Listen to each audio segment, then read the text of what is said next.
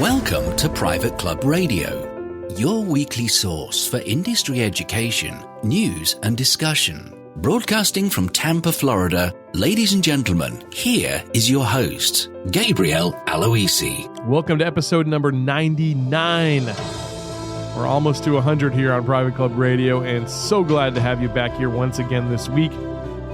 We're going to be chatting with Bill O'Brien, who is the Vice President of Operations at Troon. And we had a really lively discussion about all sorts of things. We talk about membership growth, retention, how to create a culture of sales in your organization, why managers need to get out of the office immediately, in Bill's opinion, and much, much more. And before Bill comes on, we'll be chatting with Norm Spitzig in another edition of the Masterclass presented by Master Club Advisors. So it's going to be a really fun episode. Those are two great people that will wake you up here on Monday morning, on Cyber Monday. If you are still dragging your feet, trying to get out of bed, these guys will wake you up. Well, it is Cyber Monday, and hopefully you had a wonderful Thanksgiving, because really that's what this is all about. It's not about deals on electronics. It's not about Black Friday sales. Thanksgiving is about being with family and with friends and appreciating the blessings that we have. And we are so lucky to be in this industry, to be in the world, in fantastic places, some of the most beautiful properties on earth. There's so much to give thanks for. And it is Cyber Monday, and hopefully you'll find some piece of electronics that you've been dying to have. I always get roped into Black Friday and Cyber Monday stuff, and not even trying, honestly. Like last year, I walked into Costco at like 8 o'clock at night to buy some, I don't know, ketchup or something. I don't remember what it was. But I walk in there, and then they have this ridiculous sale on a TV, and I'm like, how can I resist this? It was like $500, like 60-inch ultra high definition television. I'm like, wow, okay. So I walked out of there with it. Now I'm a constant researcher. So I hopped online. I'm trying to find more reviews about this thing to make sure that I really do want it, because it was an impulse purchase. And there's like no information about this television. There's like one or two websites and just kind of basic information that you could find on the box. And I'm just thinking to myself, what's going on here? Well, I did some more research, and I found out that Black Friday, they actually create electronics just for Black Friday. So these are televisions, radios, or not radios probably, but stereos and all sorts of things that don't normally exist, that the product actually doesn't exist on store shelves, but they release it specifically for Black Friday. They usually strip out a lot of the features of one of their higher end models and make a Black Friday model. And then they can price it however they'd like, because they can say it's normally $1,500, but today only it's $500. And there's no price history to validate that. So they can say whatever they want. There's a whole industry around just creating things specifically for Black Friday. Just like there's a whole industry creating things specifically for outlet stores. And we have a lot of outlets here in Florida, Orlando, Tampa, and Miami all have these big outlets. People come from all over the world to shop at, and they create items just for the outlets. I mean, it's pretty ingenious, really, if you think about it, but it's also pretty scary. And so I really appreciate a brand, a company that doesn't cut corners, that doesn't sacrifice. And I'll stick with a brand that does that, because I know the quality I'm going to get. I know what I buy or what I consume is going to be something that was created with passion, with dedication, and I do appreciate that. Anyway, that's the perfect lead into the conversation I'm about to have with Norm Spitzig, so I'm going to leave that one there. But before we bring Norm on, just want to talk to you about the silent auction that's taking place at the Club Leadership Summit. It's happening in just about a week from now, and you can actually get the bidding started There are some incredible items up for bid, some incredible experiences, I should say, because this is no Cyber Monday crap. This is the real deal. If you're looking for a unique incentive for your members, so if you're running a referral program and the top referrer gets an exclusive all expenses paid vacation, this could be the prize, actually. One of these unique experiences being offered at the auction. For instance, they have a 3-ball playing with the general manager at Bel Air Country Club. That will be an incredible experience for 3 lucky people because I got to play Bel Air Country Club. And what makes it so interesting is not only is it a beautiful course, it's got a fantastic view of downtown Los Angeles kind of perched upon this hill, but you actually get to play surrounded by homes of the rich and famous. There's celebrities all over that course. And if you've got the right caddy, they'll point out all the pretty cool things that have happened and folks that have graced those fairways. Some other items that are up for bid include a foursome at the Jack Nicklaus Signature Course at Desert Highlands. Also, they've got the Country Club at DC Ranch, another foursome on a Tom Lehman design. Mirabelle Country Club, Tom Fazio design, and Desert Mountain, another Nicklaus signature. So that and a lot more. All of the proceeds benefit Sport Changes Life, an organization that helps disadvantaged communities and helps young people find a path to a brighter future. So for me, that's a win-win. You get not only to help out an incredible organization, but you get to provide your members with something unique, something they can't get on Cyber Monday. So check out the Sport Changes Life auction happening at the Club Leadership Summit. If you're not going to be attending, you can still bid. Go to clubleadershipsummit.com and you can fill out the contact form and let them know which of those incredible packages you'd like to place a bid on. Now it's time to bring on the masterclass. And now it's time for your monthly masterclass presented by Master Club Advisors. Welcome to another masterclass presented by Master Club Advisors. Today I'm joined by Norm Spitzig, Principal and Senior Partner of Master Club Advisors. Norm, how are you, man? I'm good. Good morning. How are you doing, Gabe? It's great, and it was great to spend some time with you out in Arkansas. I like to pronounce it Arkansas, just for giggles. But it was fun. It was great to be out there with the Razorback chapter. What did you think of it? It was great. For whatever reason, over the last decade, I've been to Little Rock at least a dozen times for various different things. And every time I go, I'm really kind of impressed with what a nice city Little Rock is. It's warm, it's welcoming, it's kind of the right size. And they actually turned down a bid to attract the big Amazon distribution plant or something because they said it would just kind of mess up our small town feel. I like the place, and the people are very warm and friendly. Yeah, Amazon is soliciting cities to bid for them to bring one of their new facilities, warehouses, if you will, distribution facilities, and that was interesting. That happened right before we went there. The mayor had written an article about how they don't want Amazon to come to Little Rock. Pretty interesting. Yeah, it's not they were all big supportive of Amazon. They kept saying the letter was really cool from the mayor. It just said, look, we don't really want to drastically change our kind of small town feel, and good luck. So it was nice. Right. Yeah, that's right. So our relationship has evolved here over the last couple of years with you being a part of Private Club Radio, getting to know each other. Can you go through and tell folks what's going on and what's new? Yeah, I think it's pretty interesting how that's kind of the fun part of life when you meet somebody new and next thing you find out a lot of things in common. And you did that with Private Club Radio. Someone told me early on about Private Club Radio, and you were kind enough to have me on as a guest a couple times.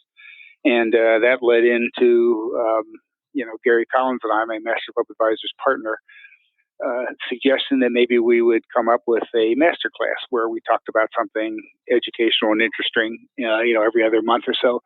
And so that's kind of, that blossomed into the idea that we both kind of had percolated in the back of our brain. Why don't we see if we could do a presentation together? And we had our debut in Little Rock, and all things considered, I think it went pretty well. So we had this really lofty title, wildly successful private club membership marketing ideas. And I got a lot of good feedback, and I bet you did too. And I think it's just the first of many that we've got, scheduled for next year. Yeah, everything I've heard has been great, and I think I would consider it wildly successful for sure. One thing I really enjoyed during your presentation is you talked a little bit about storytelling and how clubs really need to tell a unified story. So I'd love for you to just give folks a little insight into some of your thoughts there. I did, and I heard a speaker recently talk about stories, and he was just talking in general, and I thought, wow, this is really pretty cool if a club could actually state simply and clearly what their story is. A story in the context of private club worlds is really just a sort of a narrative designed that's to maybe interest or amuse people, to really kind of get you thinking what your story is. And every good story, if it's going to be catchy, can be distilled into this little simple phrase that we can all remember. And I think the strategic planning process, which I do a lot of for private clubs, is great. And we are trying to find the mission and the vision and common goals and all of that. And that's important. But sometimes we make it too complex. If we can just distill it down to saying, what is our story? What are we really about? And I think that actually helps the staff and the club members distinguish themselves from other clubs. As an example, the 3 clubs that I've worked with in the last 3 or 4 years distilled their whole mission vision down to a couple of things. One was, we make members happy. I just love that. It's easy for the staff to understand. So if a member comes in, what are we going to do to make this guy happy? Another one distilled their story down into understated elegance. And that sort of describes the club, that we're understated. We do things elegantly, but we're not pompous. We're not pretentious. We're just kind of who we are. And the third one was, come for the amenities, stay for the memories. And I kind of like that too. Yeah. It's a membership marketing ploy that, ploy is the wrong word, membership marketing catchphrase that really allows everybody, from the dishwasher and busboy and guy mowing, to understand really what the club is about. So I think it's an extension. The story is really an extension or a distillation maybe of what the club's mission and vision, what their strategic plan is.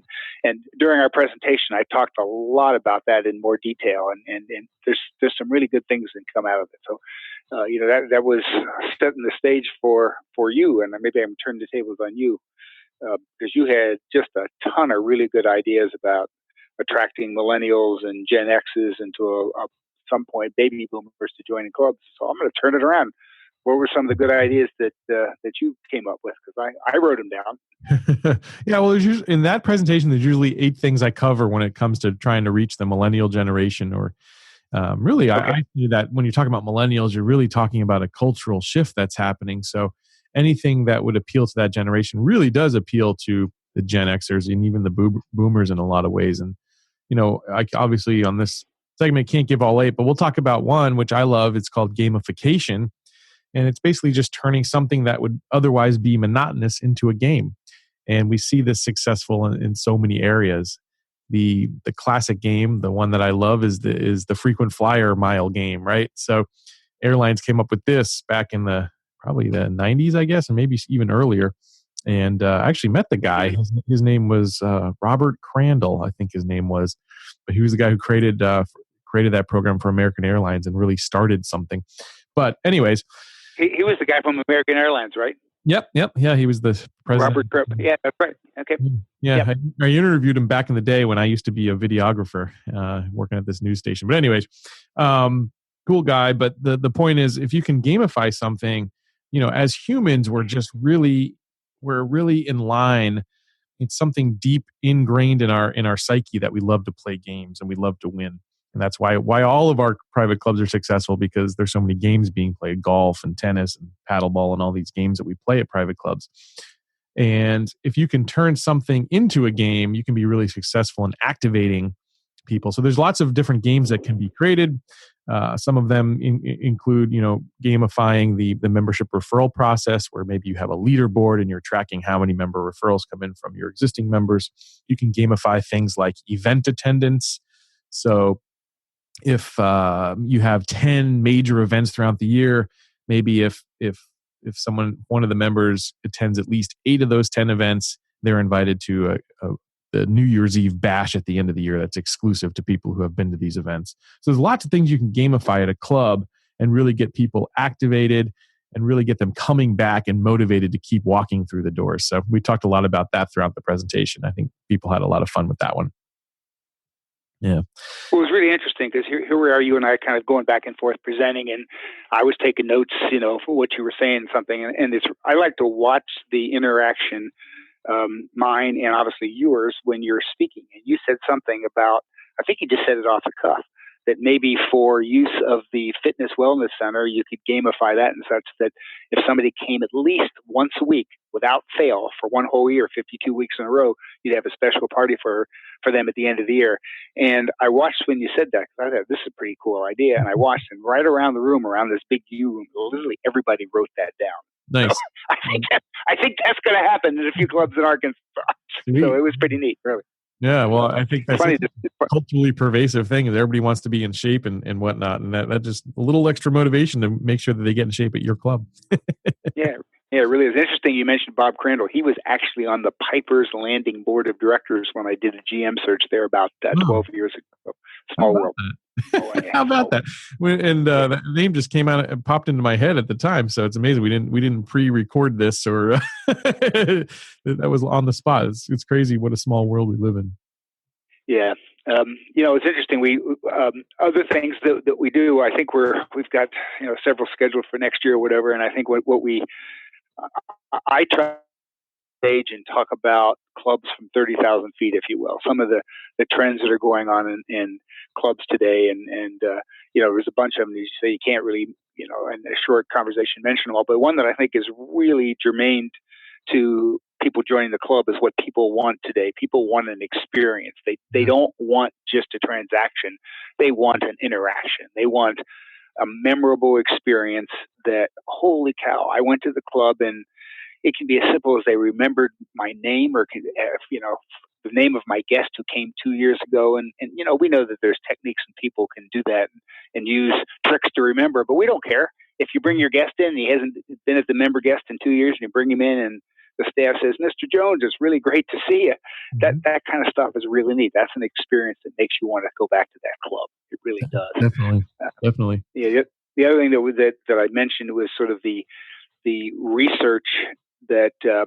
Jim Butler, who's a club manager for a long, long time and is now joining Club Benchmarking, talked about the difference between member satisfaction and member loyalty. And, they're not the same. You can be a satisfied member and not really be loyal, and you can be a loyal member and have some experiences where you're not really satisfied. But if you can get loyal members, people who join the club and will go out and shout from the rooftops what a great club it is. And Jim, I quoted some of the research that Jim Butler is just beginning to put together. And I find that pretty exciting too, because I just think about myself. I'm reasonably loyal, if you will, to different brands because they do some of that. I'm a loyal Delta flyer, and for a lot of good reasons. I think they do some things well, but they do things that they go above and beyond. If you fly with them frequently, that you just shout from the rooftops.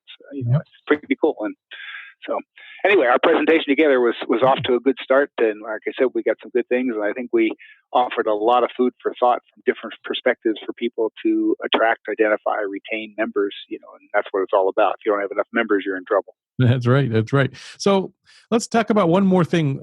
So you actually gave an example of your son who, in contrast to you really being loyal to certain brands like Delta, for instance, your son just goes ahead and does something completely different. Can you tell folks that quick story to really illustrate? Yeah. My son Adam is frugal, shall we say, and I give him credit because he's probably got a lot more money in the bank than just about everybody, and they live a simple lifestyle, which is good. And the guy's awesome. I'm proud of him, obviously, but as opposed to saying I'm going to be like a loyal American Express card or Citi card holder or whatever, he looks online and finds the absolute best deals that you can get. So if you, for instance, get this particular credit card, they'll give you, I'm making this up, 100,000 points that you can use for hotels or airlines. He'll do that. Usually you have like a minimum spend of a couple $1,000s in the first 3 months. He'll do that because he travels a lot for business. Once he does that, he banks the miles, and he's been coming home from San Francisco for many years now for Christmas. And when I pick him up at the airport, he always flies on a different airline, and I look. He always shows me his ticket, and his fee is like $1.80 or $10 for some rare tax he's got to pay. So he does that. He uses the credit card. He takes them for what they offer. It's fair. And he gamifies it, if you will, and he comes out ahead. So I give him a lot of credit. So he really watches his dollars, and I don't think he's ever paid for a flight, as far as I know. I'm going to have him listen to this, and he can correct me, but I'm not sure. That's funny. Well, I'm in this generation sandwiched between the millennials and the Gen Xers. Really, I'm kind of right in between in 1980, and so it's actually I feel like I'm in between in my thinking. So, I am somewhat loyal to brands, but also I would do something like your son. So I just actually last night signed up for 60,000 points on Southwest for some credit card because I want to take a couple trips with my wife on Southwest. But that happens to be one of the airlines that I fly. Delta and Southwest are kind of my two airlines. So I'm right in between. Well, I have to tell you the truth, because my son has been talking to me about this so much. About 6 months ago, I got the Southwest credit card. I got the 70,000 points. I got a better deal than you did. And wow. My wife and I we're going to Las Vegas for basically nothing to meet some friends and to celebrate our 38th anniversary in February and meet some friends. So, find out for nothing. So I guess he's worn off, which is good.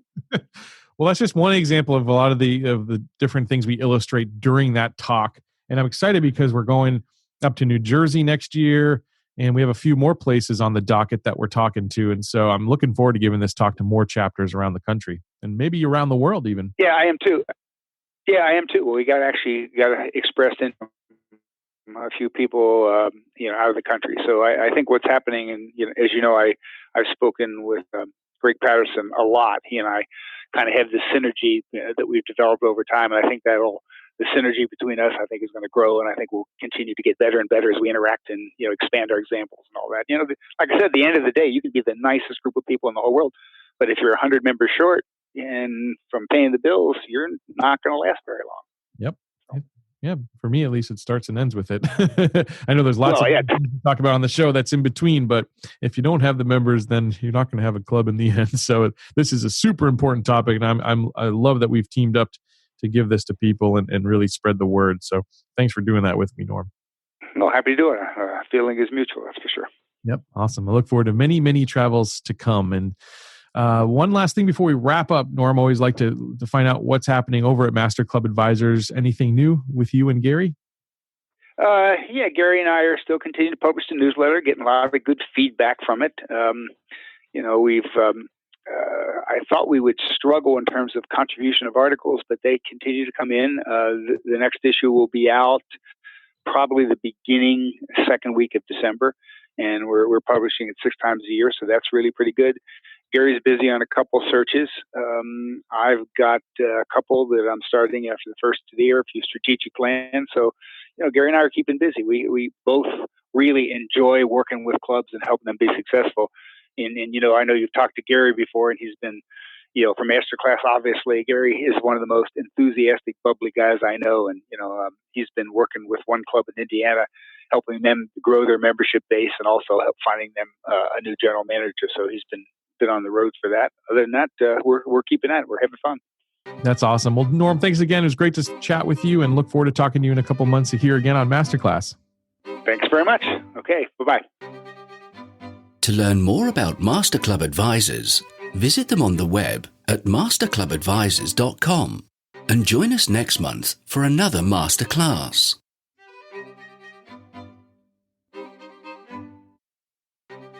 My guest today is Bill O'Brien. He is the Vice President of Operations at Troon. Bill was born and raised in Phoenix, Arizona, and he graduated from the University of Arizona. He's a former general manager and operator of some iconic markets like Scottsdale, Savannah, and San Diego. Bill, welcome to Private Club Radio. Hey, Gabriel. Thank you. Pleasure to be here. Yeah, it's good to get you on the show. Now, on your Twitter profile, you say that you love to create spaces for employees to do their best work. And I always think that's a really intriguing quote there. So, Bill, can you explain what you mean by that, creating those spaces for people to do their best work? For sure, Gabriel. I think maybe what's important is to kind of give you some context as to how I landed on that. And it really stems from reading Simon Sinek's book, Start With Why. And I started reading that book because I was most interested in helping clubs understand what it is that they were essentially selling, more so than square feet or the names of architects. Right. And in reading this particular book, I felt like I owed it to myself to identify why it is I've spent the better part of 30 years doing this work. And it was really quite the process. And I found that what gives me my energy and what gives me, my personal and professional job satisfaction is helping remove problems, helping create spaces where the people I work with each day really get to be the best version of themselves. And as much as it, goes that way, it's not always the case, but it's certainly what drives me in my discussions with clients, my discussions with employees, my discussion with owners, is helping create spaces where the people they see each and every day can really truly do what it is that gives them their energy. And that's what gets me motivated and moves me through the day. Yeah. Gabe. I love it. I think that's so cool. And so often we talk about, a company's core values or a club's core values, and that's really your own core value. And that's really where you start. So I really like that. That's pretty neat. It's a good differentiation that you make there. Let's talk a little bit about how you'd go about that. How do you actually create some of these spaces, and what are you doing within Troon to do that, Bill?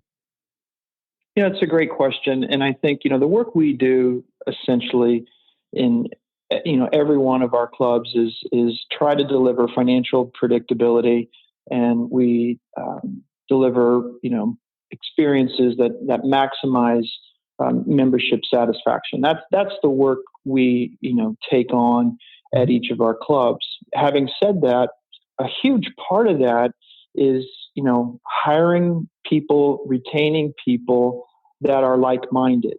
And this goes back to creating that space for people to do their best work. If we essentially know what motivates our teammates, we can build out a workspace, we can create a culture that then gives them the best chance of doing their best work, yep, which then gives our members the best chance of feeling like they made the right decision to join a particular club. We talk a lot on this podcast about creating spaces that are relevant for members. Mm-hmm. I feel just as strongly that we need to create spaces that are relevant for our employees. They need to feel like the best version of themselves when they come into work because they like the space they're in order for them to do their best work. And so the best way to go about doing that essentially is to ask employees to figure out what it is that they need in order to do that. And then we just take on the task of tackling those one by one. Mm-hmm. Yeah. So getting that direct feedback from your staff, that's so important. How are you actually doing that? Or is it as simple as meeting with them one-on-one? Do you send out surveys? How do you actually go about finding out what these staffers want? It's a little bit of everything. Our business model is such that, no less than one time each year, we do an annual employee survey. It's also part of our model where we do annual employee performance evaluations. So we clearly get quite a bit of information back from those two activities. The more enlightening work, though, is the work that happens, in the club when we're there, when our leaders are there, meeting with our employees, asking them what it is that they need. I'm a big fan of the one-on-one, and that happens each week. It's scheduled time, with a fellow employee, and in that space, in that time, we hear about what their challenges are. And those who have, effective cultures really are devoting the right amount of time to hearing what associates need. Again, at the end of the day, if I'm doing my best work, it's highly likely that the members are going to feel exactly what it is they signed up for. Right. Oh, it totally, it's that trickle down effect for sure. I got to say, like as a boss, I think one of my flaws with my own team is that I probably don't elicit that feedback enough. I don't ask enough questions. I actually read a book pretty recently called Leaders Ask Great Questions. I can't remember who wrote it, but maybe John Maxwell might have been him. At any rate, it was really good and it got me thinking. But I find a lot of times, there might be something that people don't necessarily want to say, or they're Right. polite at times. So how do you elicit genuine responses from people, Bill, in your estimation? That's a really good question. I think you and I both probably have been in working environments where leaders or managers feel like they're communicating with their employees because maybe they spend time, side by side, whether it be in the dining room or maybe on the golf course. But to your point, if we're not asking specifically, the kind of questions that give us some real insights into whether or not an employee is motivated, whether or not they're satisfied, then we're missing a neat opportunity. And I think we just, as leaders, make a conscientious effort, really a conscientious effort to ask those questions. Yeah. Do you have what you need to be successful? Does this club, does this enterprise give you the advanceability that you seek in your career? And take the time to build it into your business plan, meaning you have specific goals about retention, specific goals about professional development. And if truly there's some consensus with the board, with the leadership team that we're going to focus on those areas, it just sets up so well to ask those tough questions and hopefully humanize it in such a way where real relationships are built. I love that. So we have so many metrics about membership and how many members we're going to bring in, and if we're going to meet this particular budget, what's our food and beverage costs and all that. But we're not measuring some of the stuff that matters, which, like you say, if the staff are all in, it really shows, and it just gives the members that much more of a greater experience. So love that, Bill. We've never actually tackled that on the show, so I appreciate you bringing that to the table. What are some other leadership pitfalls that you see, Bill? Gabriel, really good question. In some instances, I think a few managers have mistakenly shaped their duties for what they think they should be rather than what they really need to be. And what I mean by that is if as a leader at a club, we're not in the spaces where our members gather and where our employees work, we're missing a great opportunity to affect our club's culture. Mm-hmm. And in too many cases, we've talked about it on your show now for quite some time. If a board is doing its work in such a way where our leaders are constantly curating data to help assemble a report, which is important work, it also means that those leaders aren't in the spaces where employees need their attention. And so I think to answer your question, the idea here is not mistaking our duties such that we're constantly accumulating data, but we're in the spaces where people need our attention. And when we're in those spaces, when we're with our employees, when we're with our members, it's far likelier we're going to hear and see and understand the real issues facing the club. Whereas if we're only looking at it maybe through the purview of a report, we're only seeing one side of it. Right. Yeah. So you really got to get out of the office, it sounds like. Yeah, that's a really long way of saying that management by walking around is an essential part of effective leadership. And in too many cases, the meetings, the reports pull us away from being in the spaces where we really need to be visible, where we really need to deliver feedback in real time. We liken it to some extent, if you were a coach and you were teaching the golf swing, you certainly wouldn't mail it in from your office. You're on the range with your student giving feedback in real time. And I guess just in too many instances, because there's so many demands, we're not in those spaces as often as we can or need to be. Yeah, I love the analogy. That's a good one. Well, let's talk again here about shifting focus. So I know so many of our clubs are focused on new sales and new members and driving new membership. and they're not focusing on the retention side. I know you've got some thoughts about that. Can you share some of those with us, Bill? I sure do. I think retention and growth are two sides of the same coin. And to the extent it's becoming, difficult essentially to generate qualified leads, to convert those leads, it's maybe not nearly as difficult, one would believe, to take care of the member you already have. Right. And we've heard it on your show before. Reminding members that they made the right decision to stay is every bit as important as the outreach we do to attract new members. And so, have we given the right amount of time?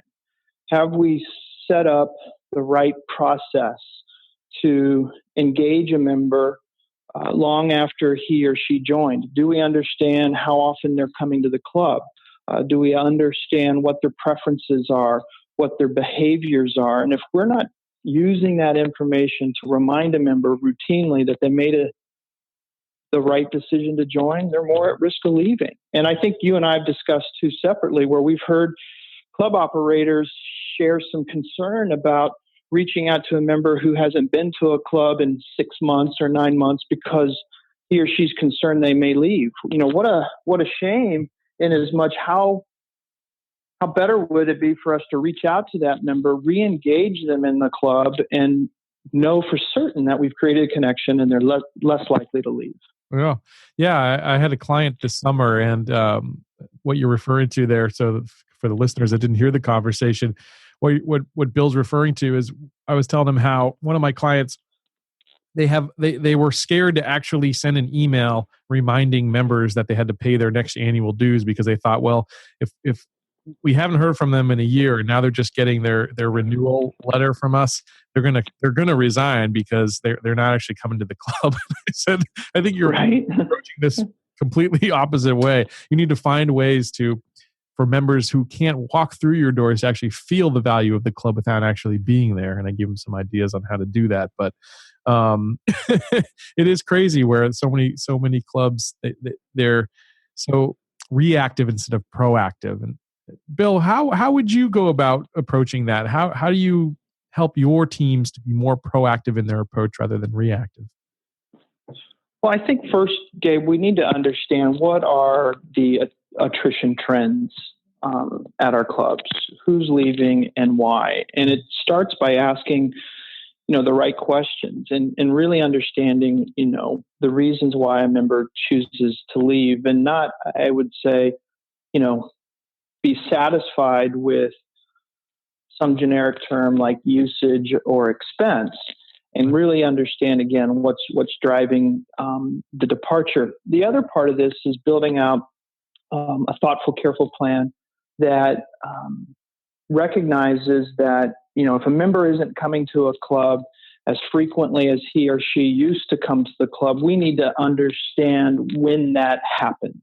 And so, is that a report out of your operating system that shows rounds of golf played by month, dining covers by month? If we're not looking at that kind of information, then certainly an opportunity. And I think the second part of it, and it speaks to a bigger issue, Gabe, have we cultivated within our clubs this sales and retention culture?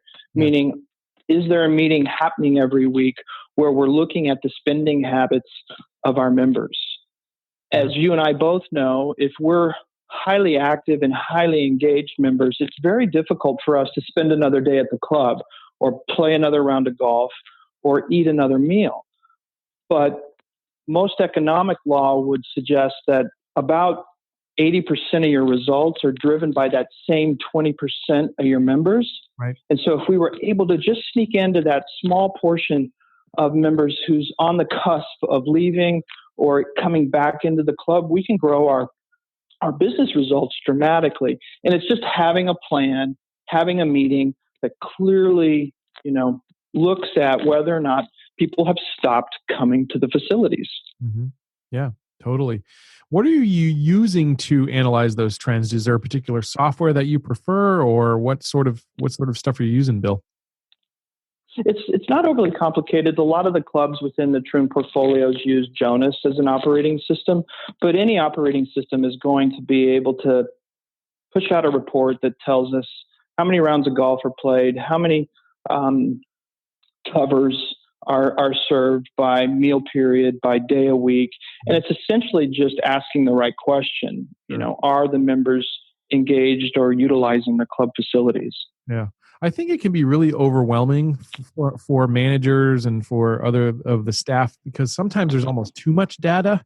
So if there was like 5 or, just a few data points that you think are the most critical data points that clubs should be looking at in terms of membership retention, where would you be focusing your time and efforts on?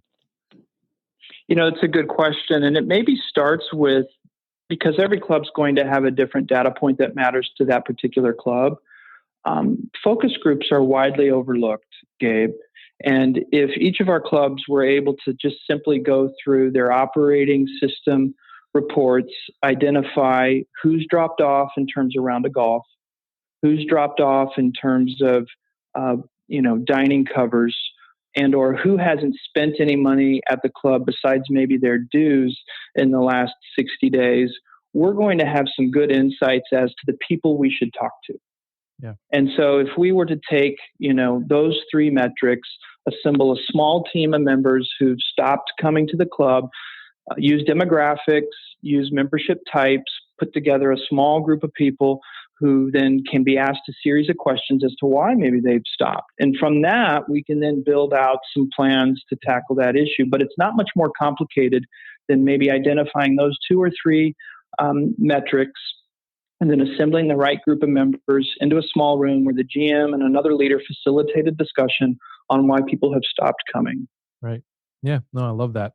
I love that a lot.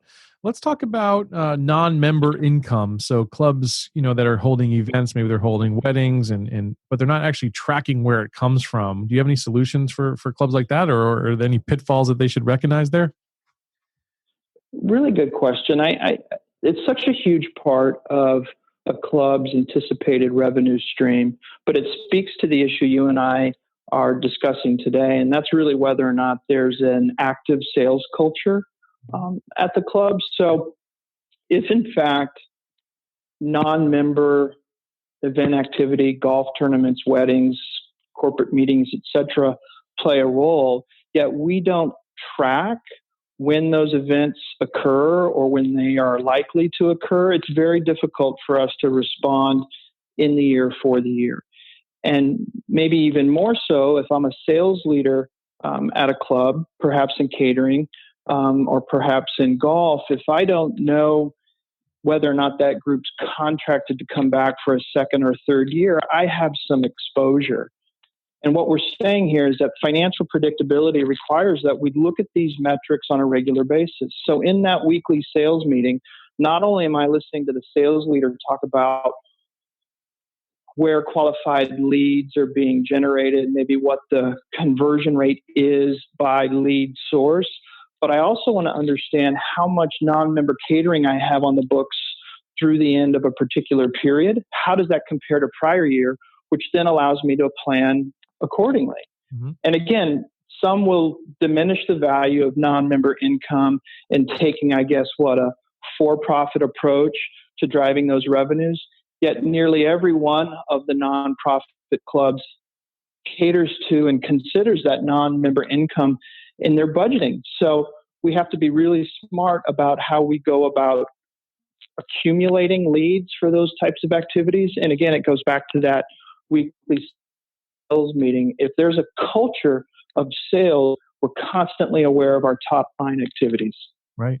Yeah. And it's just as simple as building that culture, it sounds like.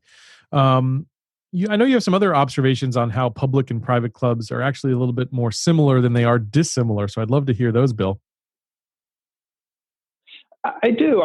Again, no one can simulate the challenges brought on by the process of governance, the committee process, the board process. Those are difficult, challenging activities that requires a lot of skill and nuance. And again, it's difficult to simulate that without having gone through it. Having said that, the focus on driving business results is something the for-profit operators are taught, and it's reinforced from the earliest days in that space. And so, for example, the notion of PACE reporting.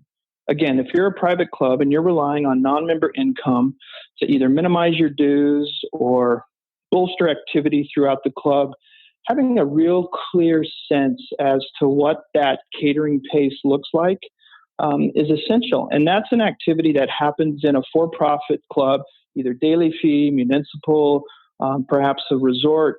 And activating that type of awareness in a private club setting just means that sales leader, that food and beverage director, that catering sales manager is going to give their membership committee and their finance committee some confidence that they're looking at the right issues. Yep. I love that. And is there any other ways that you think that, there's some lessons to be learned from the public side in the private club world? I would tell you in the public space, especially in the high-end daily fee space, you get one shot to make a pretty remarkable impression. Because whether or not that person comes back, to celebrate a special occasion the following year depends on whether or not you use their name, depends on whether or not you hit on all cylinders throughout the experience. And I'm not saying we don't do that in a private setting, but my observations are that hospitality, using a member name, using a guest name at the right time throughout the experience, reminding that guest and or member to come back and visit again, are things we don't often consider as much in the private space because we know that member's coming back to a large extent. Granted almost. And so, right, I hear, all the time in my dealings, members essentially want two things at their club. They want financial predictability and they want consistent, predictable, polished service. And so what does that mean? It means you know who I am. It means you know who my guest is.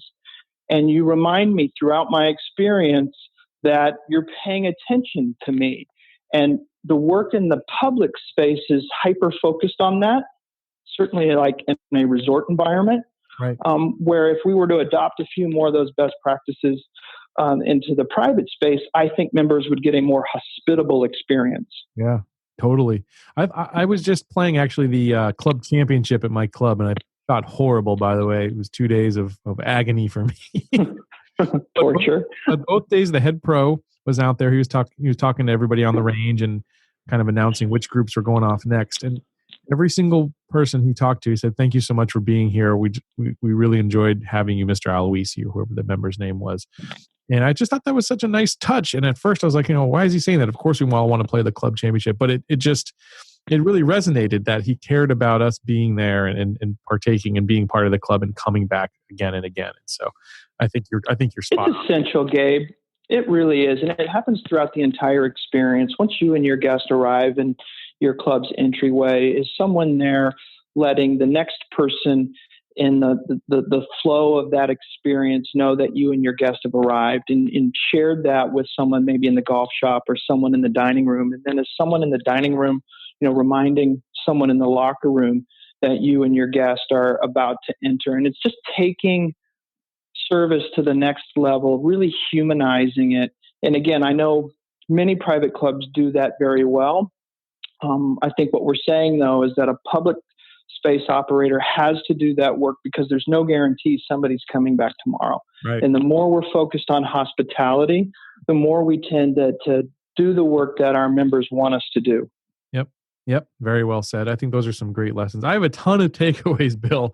So thank you for so much for coming on today's episode. If folks want to talk to you, learn more about you, I know you're active on Twitter. How else do they find you, Bill? LinkedIn. I spend quite a bit of time there when I have some social media opportunities. Otherwise, an email, Gabriel's is real simple. bobrien@troon.com is a great way to get a hold of me. For sure. Awesome, man. Well, thank you so much for coming on. I'm glad we finally got to do this. It was just a pleasure to have you on today's show. Gabe, thank you. It's a real treat. I enjoy this industry. I enjoy the challenges it provides. What a great way to connect with people, connect with members and associates and industry stakeholders like yourself. It's been a real treat for me for sure. The best industry in the world. We'll talk to you soon, Bill. All right, Gabe. Thank you. I don't know what it is in the water over there at Troon, but every time I speak with someone from Troon, they've always got a unique perspective. And I love so many things that Bill had to say in that interview. But we've had Ricky Potts of Troon on, we've had Jim McLaughlin of Troon on, and always something interesting comes out of this conversation. So something's going on right over there. Anyways, I appreciate you being here with me once again on Private Club Radio. I'm headed over to Belfast to the Club Leadership Summit this week. And don't forget to bid on those auction items, some really interesting items there. I'll catch you back here next week on the 100th episode of Private Club Radio. You could probably hear the excitement in my voice. Interviewing over 100 people on this show. It's been such an honor. That's all I can say. And the tables are getting turned on me next week as Rick Coffey will interview me about my experiences on the show, and we're going to hear from a lot of listeners, and it's going to be a blast, I promise you. Don't miss it. I'll catch you back here next week. Until then, here's to your membership success. Private Club Radio is brought to you by the Private Club Agency, the premier marketing and consulting firm dedicated to helping clubs increase and retain their membership. Visit privateclubagency.com to learn more.